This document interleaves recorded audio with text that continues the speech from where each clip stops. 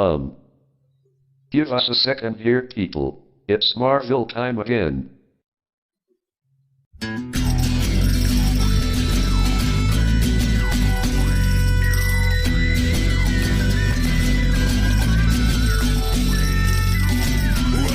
to Top the Fourth Wall, where bad comics burn. Linkara's gonna teach you all a lesson you won't learn. Brodsky, you're not the smartest. Life out, you're not an artist. Anyone who's had a bad comic published, it could be your turn. Linkara, he's a man punch, wears a party hat. Linkara, he has a magic gun. Where'd he purchase that? Linkara, coins, robots, Amazons and trucks. Linkara, this comic sucks. Linkara.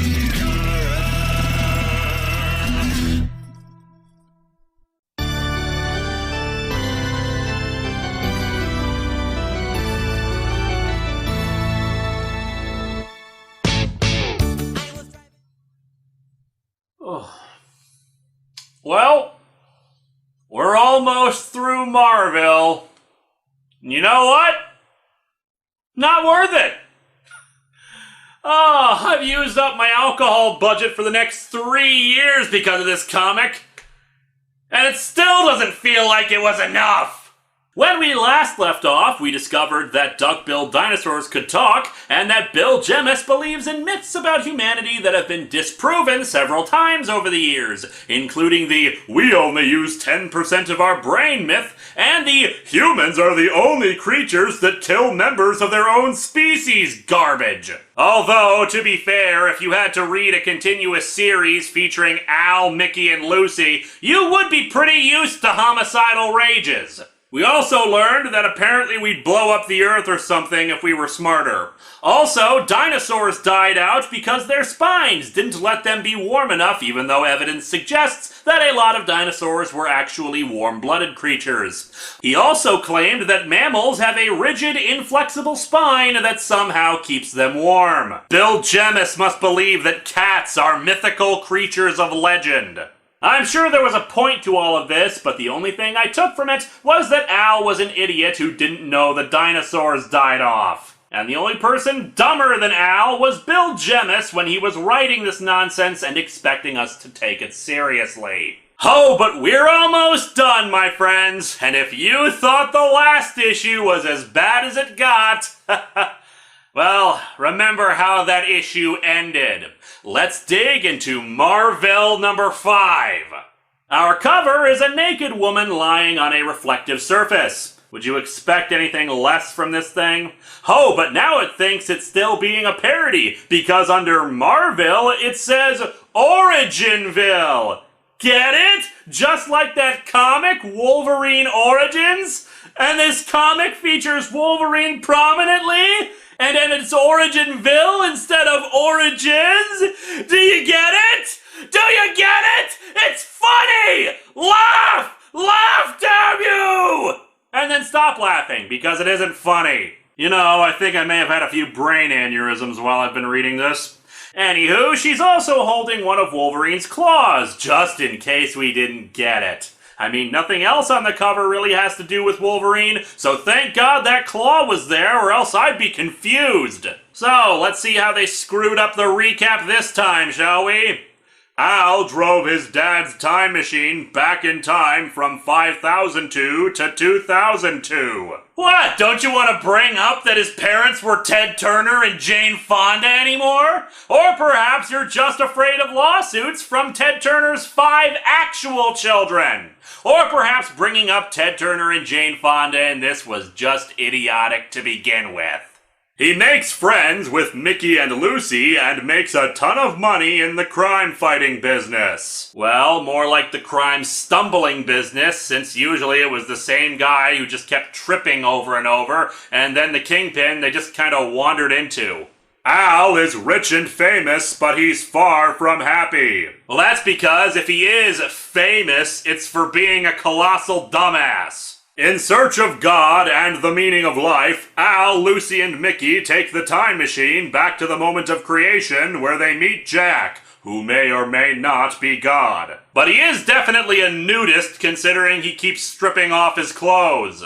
They all ride the time machine through...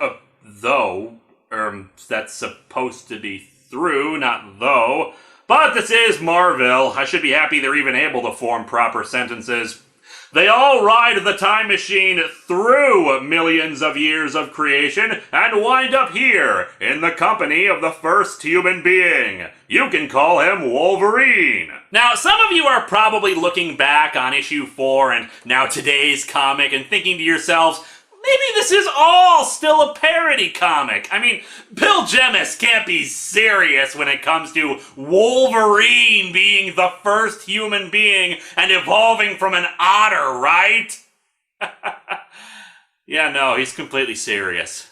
I'm skipping ahead slightly, but at the end of issue 6 of Marville, he plainly states that he is absolutely freaking serious about his ideas presented in this comic about how he thinks God, the universe, and human beings work. I'll save some of the fun there for when we actually get to that issue, but yeah, make no mistakes, this is not a parody. We are gazing into the depths of insanity. Anyway, let's get into the story proper.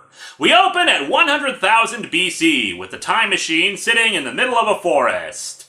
And right away, science gets punched in the face with that timestamp, since human civilization is estimated to have been around for at least 200,000 years, and in fact, there are remains that have been found in the Middle Awash region of Ethiopia from 160,000 years ago, not 100,000.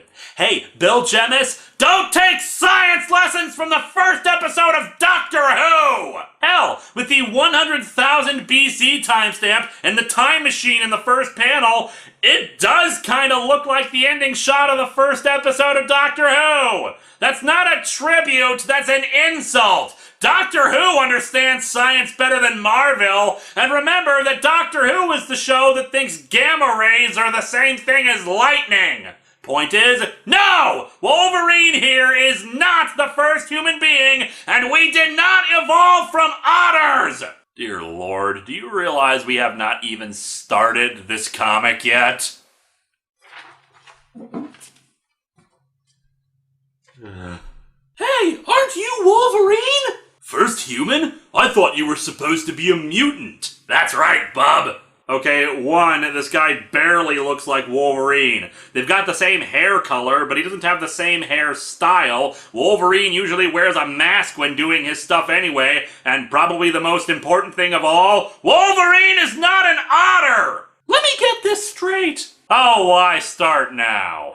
Are you an X-Man or an... He's an X-otter. He's the first animal to mutate into a human.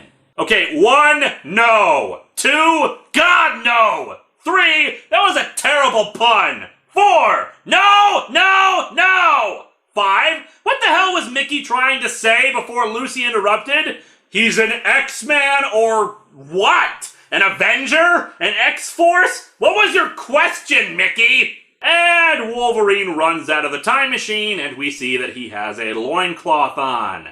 Where the hell did he get that? Or does the time machine have some kind of clothes dispenser in it? That would explain where Al got his jacket from last issue. Mickey asks where he's going, and he just says, "Out, man!" Spoken like the first teenager. Teenager? What? Where's he going? He's a teenage boy.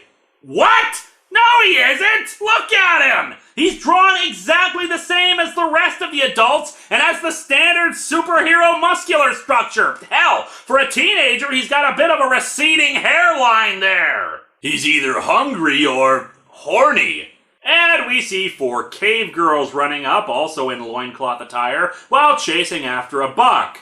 I would question why modesty is important to cavemen, but whatever. And just to emphasize the crappy sequential art combined with the awful puns, I was confused at first because Wolverine isn't in this last panel, implying that he transformed into the buck. And frankly, with the way this comic seems to think evolution works, would any of you be surprised if he did transmogrify like that? Lucy wonders who they all are, and Jack says that they're teenage Neanderthal girls, which are then in turn joined by a bunch of guys, too. They all attack the buck and corner it, though it manages to knock a guy over its head. They are no match for that monster. Monster? It's a buck! Or does Lucy think that Bambi was a horror movie? They should give up. No chance. They haven't eaten anything but berries in 3 days. Oh no! You know, for teenage cavemen who subsist mostly on berries, they look like they're in pretty damn good shape. I'd also question how they speak English, but I threw up my hands last time with the talking dinosaurs. Anyway, Wolverine manages to club the buck in the head and kill it. I am the best there is at what I do. Dropping catchphrases. What do you mean by that? Nothing. You mean killing. You mean you are the best killer. If that's the case, could you kill me? Or better yet, kill them. Please kill them. Actually, what am I saying? With this book, they die horrible, painful deaths, and they'd still be talking about how much it sucks that microbes have to die. So they start eating the raw deer meat. Yeah, that'll do wonders for the washboard abs, I'm sure. And Al comments that he always thought Neanderthals and humans would be enemies. Want to know what's even stranger? Yeah? Don't make fun of me. Too late. They're all kinda, not pretty, but what's the right word? Attractive. Good call. Attractive literally. Not about their physical beauty, about some kind of basic physical attraction to them. That's a natural reaction, and it's exactly what your ancestors felt. This is the dumbest conversation I've ever heard. Al thinks that's weird, but Jack says that it's not weird at all, and he'll explain. It's a long story, but it isn't the kind you can just tell. I think that's just code for, you suck at telling stories. Jack said he had to bring them to the dawn of mankind and the end of the Neanderthal, and they had to sit among them and feel the natural bond between the species. We'll get back to that in a second, but we need some more stupid dialogue first. Jack says he needed to show them instead of tell them about it, otherwise, you would have understood it and labeled it something like another attempt to blend creationism and evolution. What? No. It's because having experiences is always better than being relayed experiences through communication. Where the hell did that come from? But because you're showing me, I don't just understand, I believe. Believe? You're experiencing it! That's not belief! It's happening! It's fact now! Well, I don't mean actual fact because this comic is so full of half-truths and lies, so maybe it's just Shut your noise hole! You get it, fangirl. Fangirl? What? I feel like we're missing parts of this conversation. Words alone are about understanding the proposition.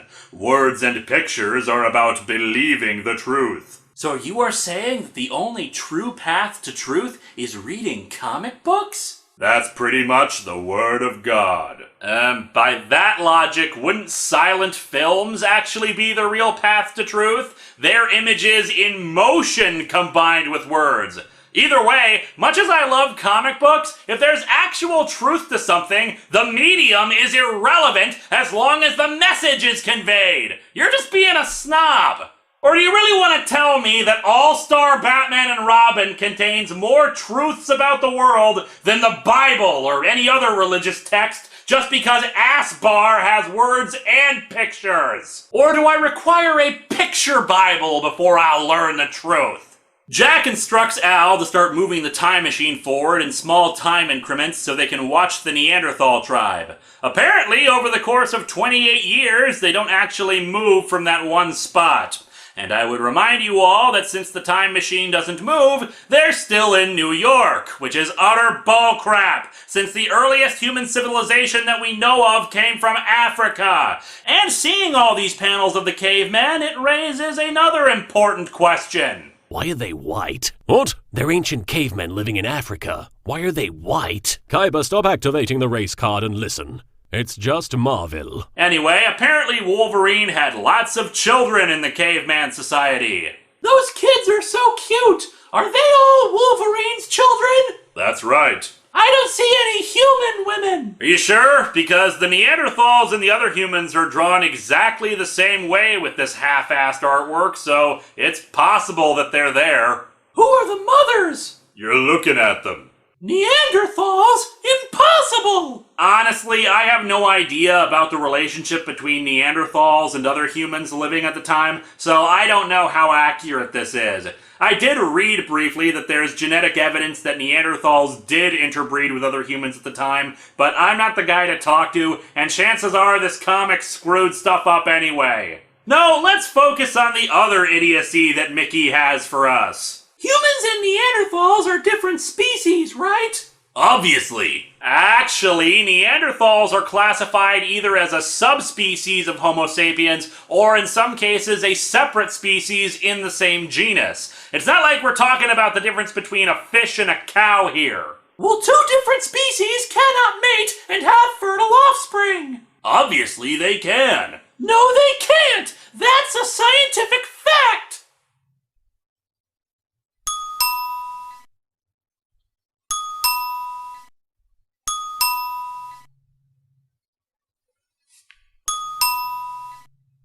I know the theory, Nikki, but these folks are proving the scientists wrong. Would you stop trying to lecture to us about science as if you have any idea what the hell you're talking about? The problem with scientists is that they're just not very scientific.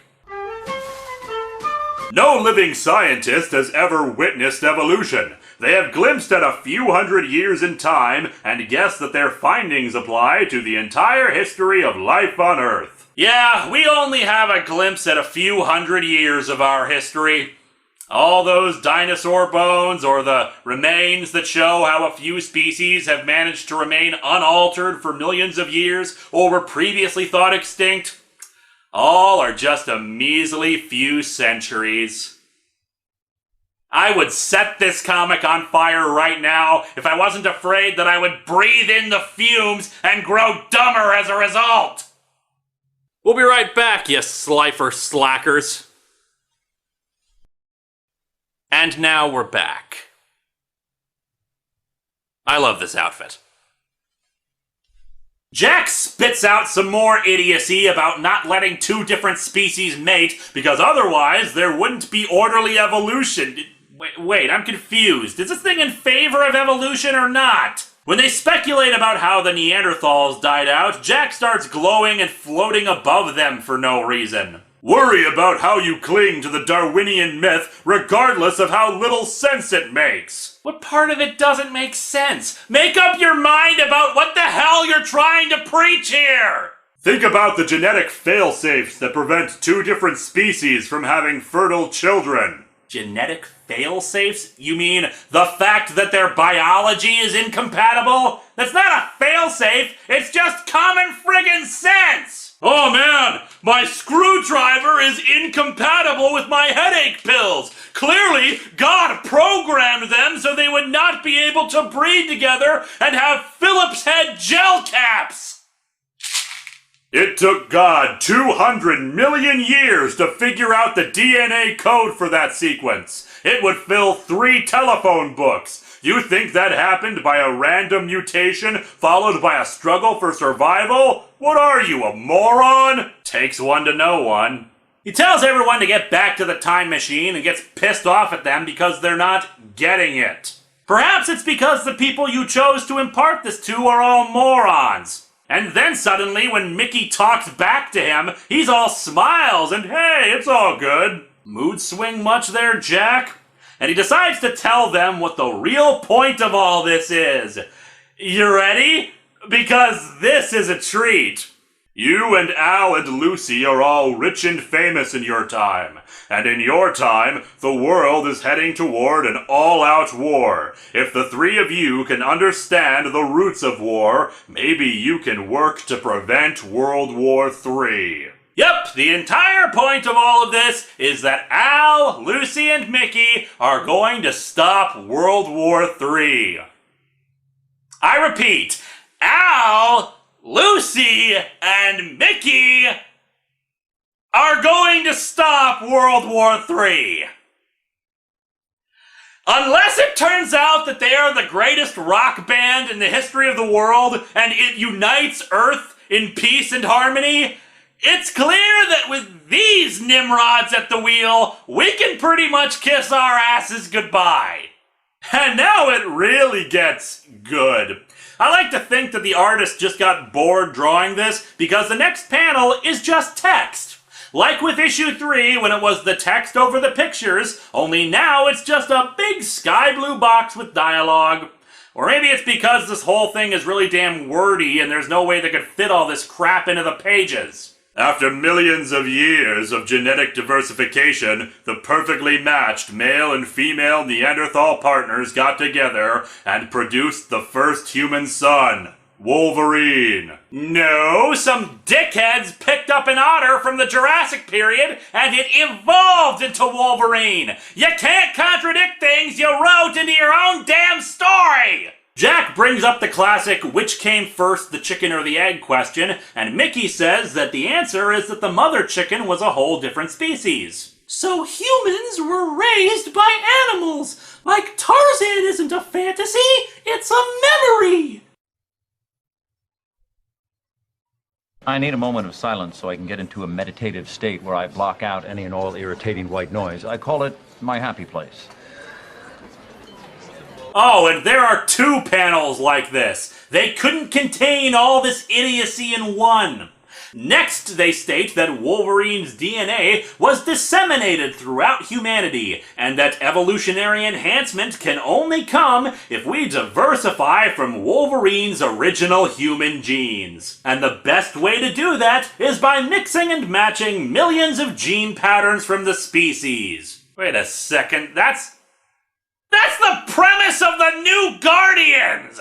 Yeah, passing on superior genetic traits through lots of diversification, aka having lots of sex and breeding. Guess what? It was asinine there, and it's asinine here! Gah! They push ahead another 50,000 years and step out of the time machine into the village of the cavemen, who now live in huts for some reason. This is amazing! A real prehistoric village! You saw it already 5 friggin' minutes ago! They meet up with a caveman who I thought was Wolverine, since they're drawn exactly the same, but it's actually a guy named Throck who's having problems with his kids.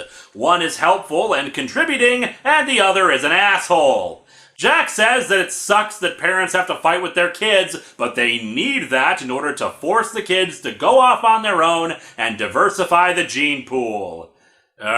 Or they fight with them as teenagers, and then they get older and better and they mature. This is yet again Bill Gemmis speaking in absolutes as if this is the only set of options available. That's not what we learned in anthropology. Anthropologists are people who never got jobs. And any of my viewers who happen to be anthropologists, know any anthropologists, or study it as a hobby, you may feel free to flip the bird at the screen right now.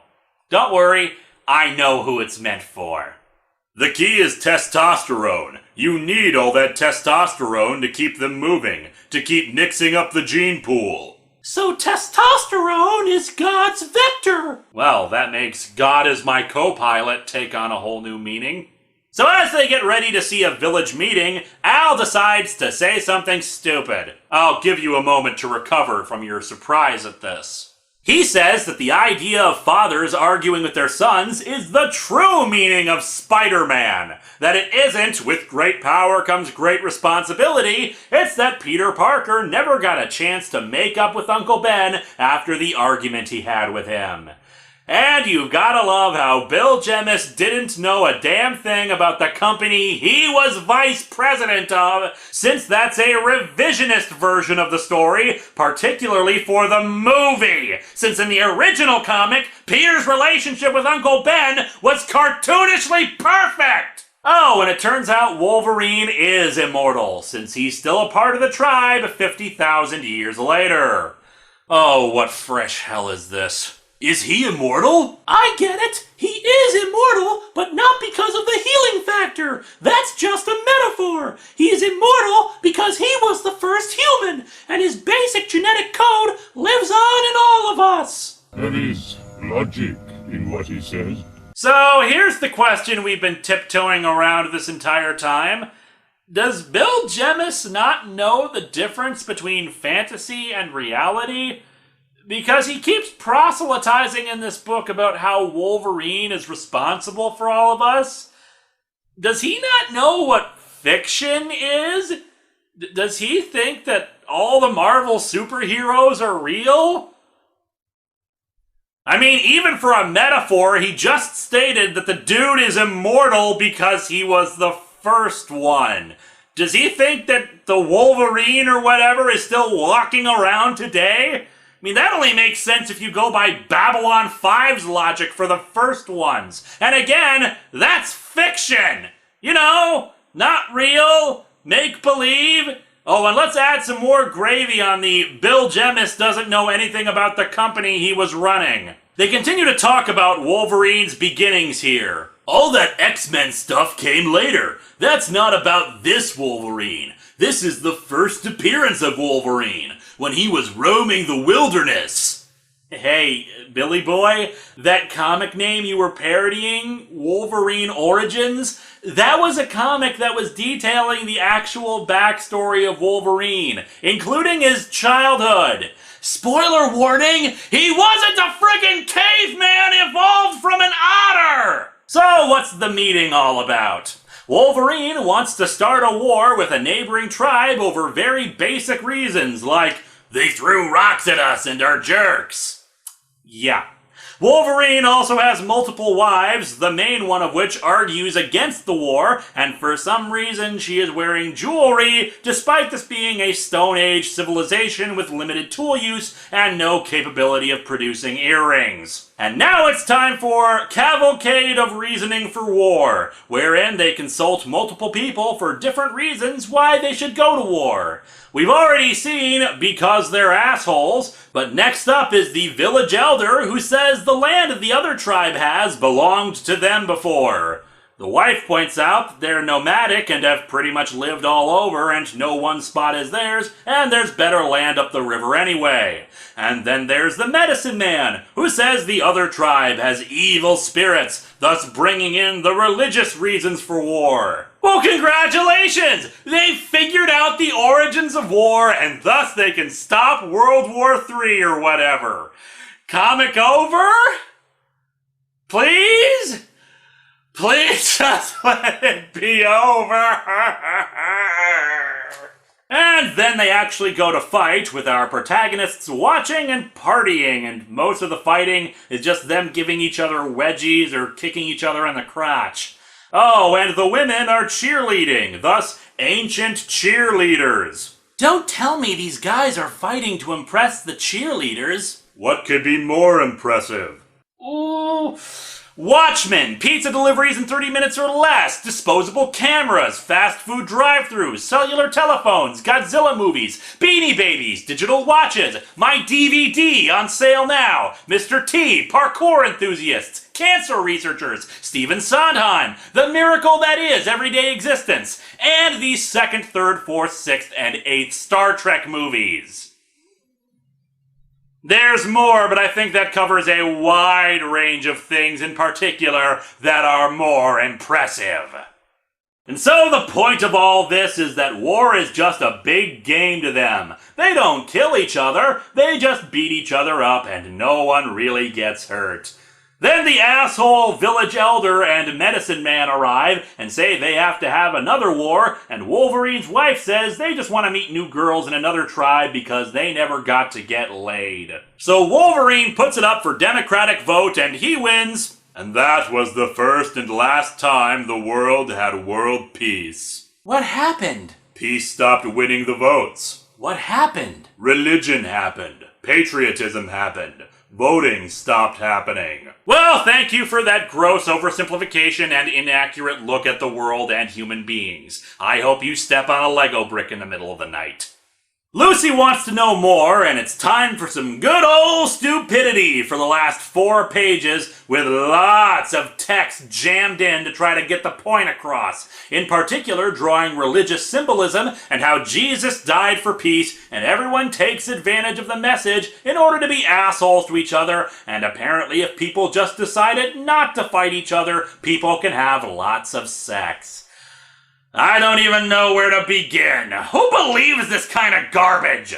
And there will be peace. There will be peace when the people of the world want it so badly that their governments will have no choice but to give it to them. No, that's close, but not quite the same thing. And still not as stupid.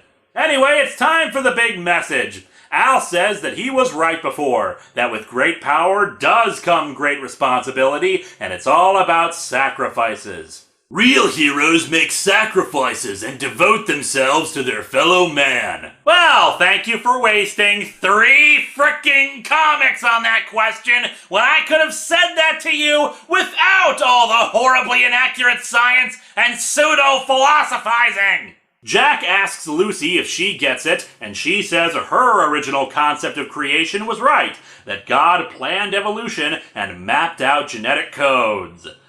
So, you've learned nothing and changed nothing. 2 out of 3 have been a waste of time. And what does Mickey get? That all the thousands of people who go into the creation of any single object in the world are incomparable to a being that could create DNA. And that's not a conclusion, that's repeating a logic that many people have for holding a belief in God. Which Mickey has stated multiple times before that she did not believe in God, so what the hell? 3 for 3, this whole thing has been pointless. We hope you've enjoyed No Moral Theater, ladies and gentlemen. And so issue 5 ends with a white box with faith written in it in friendly letters and Jack's words. God is the part of the ant that carries food home. God is the part of you that works for a greater good. You can know what's the truth and not understand it, just by feeling God within you. And to bring this all back around to Ted Turner, the power is yours. This comic sucks! What was the point of this? Dude, Jemis, if you wanted to explore your feelings about God, get a frickin' blog! Don't make us waste our time and money on you trying to tell us that Wolverine was the first human being and can't we all just get along and have sex? But of course, there is still 1, technically 2, issues of Marville remaining. Some may disagree with me and say that it's not the worst, that this was as bad as it got, and that there's really no need to cover it considering its subject matter. But in my humble opinion, the ultimate waste is still to come when we do get to Marville number 6. In the meantime, I am just going to drink myself into a religious experience, and trust me that if that does happen, I won't charge you $3 to hear about it.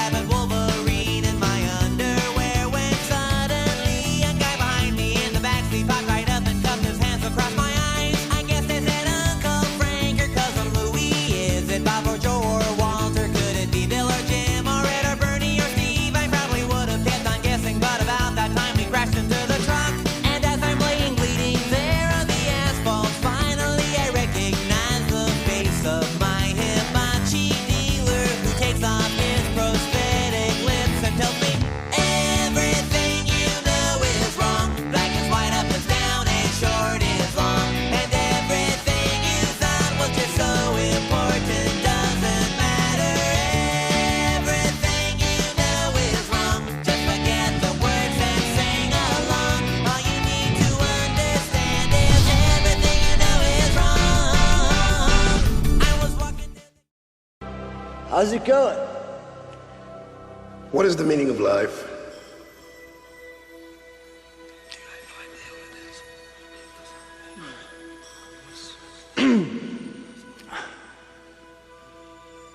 every rose has its thorn.